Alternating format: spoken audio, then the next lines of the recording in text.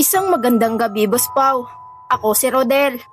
At matagal ko nang pinipilit burahin sa alaala ang mga gabing akala ko ay karaniwan lang. Mga gabing nauwi sa takot na hanggang ngayon ay sumasama sa bawat pagdilim. Hindi ito katang-isip, Boss Pau, at hindi rin ito pinalabis. Ito ang nangyari sa amin sa isang tambayan na matagal nang nakatayo sa gilid ng lumang kalsada, sa pagitan ng May Kawayan at Marilao, Bulacan.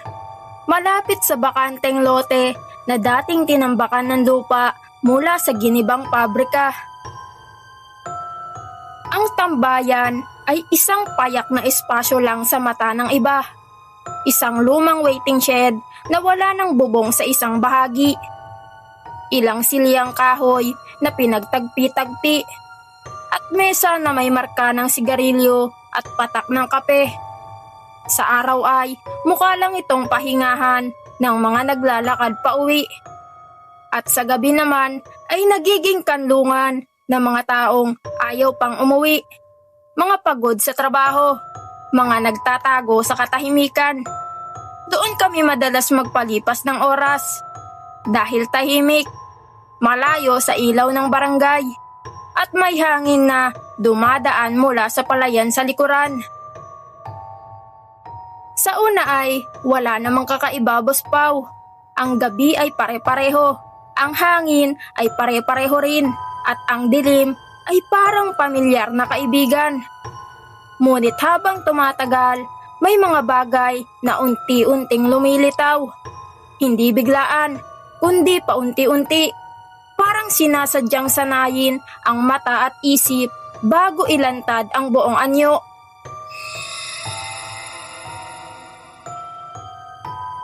Nagsimula ito sa pakiramdam. Hindi takot, kundi bigat. Kapag lampas 10:00 na ay may kakaibang lamig na bumabalot sa tambayan kahit hindi malamig ang panahon. Ang mga ilaw sa malayo mula sa poste sa kanto ay tila humihina kapag tinititigan mula sa kinatatayuan namin. Kapag aalis na ay parang may humihila pabalik, hindi sa paa kundi sa dibdib. Isang biglang lungkot na hindi mo maipaliwanag. May mga gabing may bakas ng paa sa lupa sa paligid ng tambayan. Malinaw kahit tuyo ang lupa. Hindi ito bakas ng tsinelas o sapatos na karaniwan, kundi mga bakas na parang hubad, mahaba ang daliri at masyadong malalim ang tapak. Kinabukasan, mawawala rin ang mga bakas, parang hindi kailanman nandoon.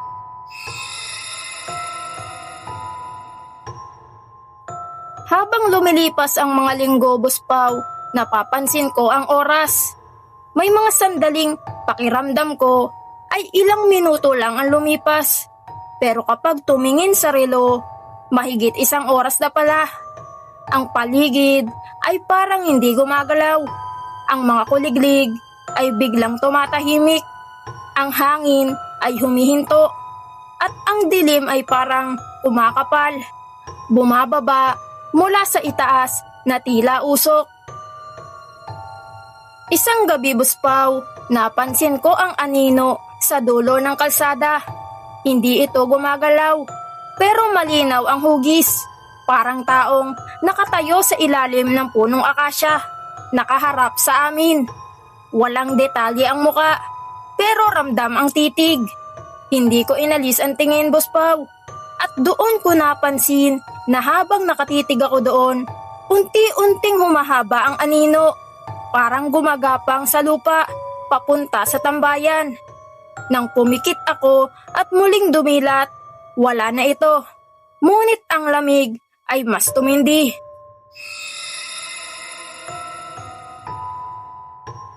May mga gabing may amoy na sumisingaw sa hangin. Amoy lupa na bagong hukay, halong lumang kahoy at kalawang. Hindi ito amoy ng palayan o kanal. Isa itong amoy na pumapasok sa ilong at mananatili. parang alaala na ayaw umalis. Kapag humihinga ng malalim, parang may bumabara sa lalamunan. Isang madaling araw, napansin kong may mga marka ang mesa, Boss Pau. Hindi ukit ng kutsilyo o patak ng kandila, kundi mga guhit na parang kuko, mahahaba, magkakapantay at sariwa.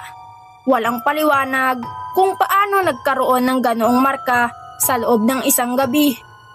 Sa paligid ay may mga maliliit na tipak ng lupa, tila may dumaan na galing sa bakanteng lote. Ang bakanteng lote ang pinakakatahimikan sa lugar. Sa araw, walang kakaiba, damuhan, tambak ng bato at ilang puno. Ngunit sa gabi, parang may sariling buhay.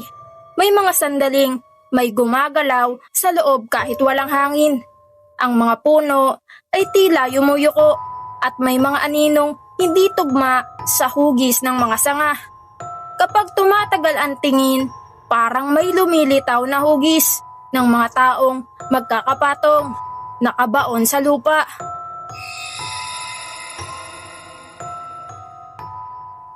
Doon ko naalala ang mga kwento ng matatanda sa lugar. Mga kwentong hindi pinapansin dahil sanay na ang lahat sa ganoon. Sabi nila, bago pa itinayo ang pabrika, ang lugar na iyon ay dating tapunan ng mga hindi nailibing ng maayos. Noong gibain ang gusali, hinukay ang lupa at ibinalik. Pero may mga bagay na hindi raw dapat ginagalaw. Habang mas tumatagal ang mga gabi sa tambayan, mas nagiging malinaw ang presensya. May mga gabing parang may umuupo sa bakanteng silya dahil biglang bumababa ang isang paa nito kahit walang tao. May mga sandaling may dumadaan na hangin na parang may kasabay na hininga sa batok. Hindi ito malakas pero sapat para manindig ang balahibo.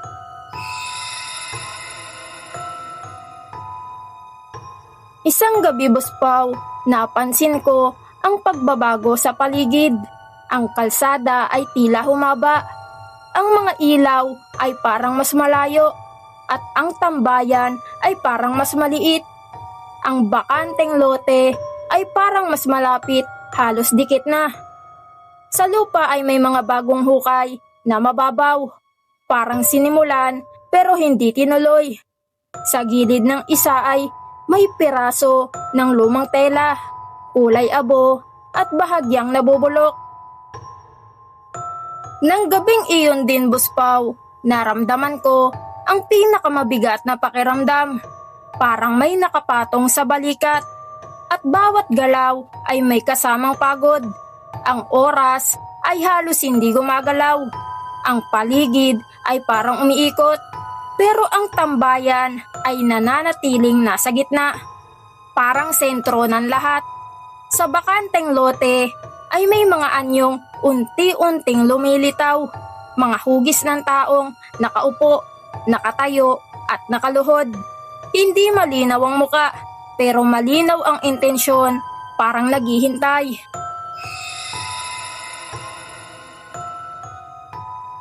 May mga gabing may naririnig na kaluskos mula sa ilalim ng lupa. Hindi ito tunog ng hayop. Isa itong mabagal na paggalaw. Parang may hinuhukay mula sa loob palabas. Kapag tumigil ang tunog, may kasunod na katahimikan na mas nakakatakot kaysa sa ingay. Dumating ang gabing hindi ko makalimutan. Ang langit ay mabigat, walang bituin, at ang hangin ay hindi gumagalaw. Ang tambayan ay tahimik, pero ramdam ang presensya. Sa mesa ay may bagong marka. Isang bilog na parang inukit gamit ang kuko. At sa gitna nito ay may maliliit na guhit na parang simbolo. Hindi ko alam kung ano ang ibig sabihin nun, Boss Pau. Pero ramdam kong hindi ito para sa amin. Sa paligid, ang mga anino ay hindi na sumusunod sa ilaw. May mga aninong gumagalaw kahit walang pinanggagalingan. Ang bakanteng lote ay parang bumukas. at ang lupa ay tila humihinga. Ang amoy ay mas matindi, amoy lupa, dugo at lumang kahoy.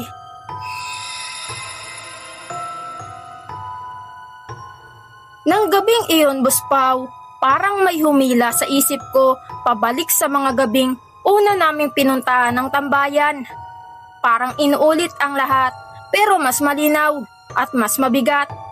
Parang may nais ipaalala ang lugar na hindi lahat ng espasyong tahimik ay ligtas at hindi lahat ng tambayan ay para sa pahinga. Kinabukasan, Buspaw, nagdesisyon akong hindi na bumalik. Hindi dahil sa takot lang, kundi dahil sa pakiramdam na may hangganan ang dapat igalang.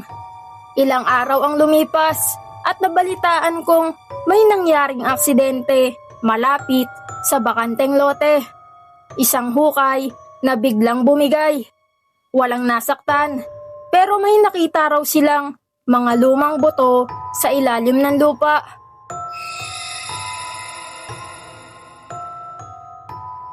Mula noon, Buspaw, ang tambayan ay unti-unting iniiwasan. Ang mga silya ay nabasag, ang mesa ay nabali, at ang lugar ay tinubuan ng damo. Pero kahit wala na ang pisikal na anyo, nananatili ang pakiramdam. Kapag napapadaan ako roon sa gabi, ramdam ko pa rin ang lamig, ang bigat, at ang mga matang nakatingin mula sa dilim. Mga ka-horror, ay maraming salamat po sa mga nakasubscribe na sa ating channel. At sa mga hindi pa nakasubscribe ay subscribe ka na, ka-horror. Maraming salamat.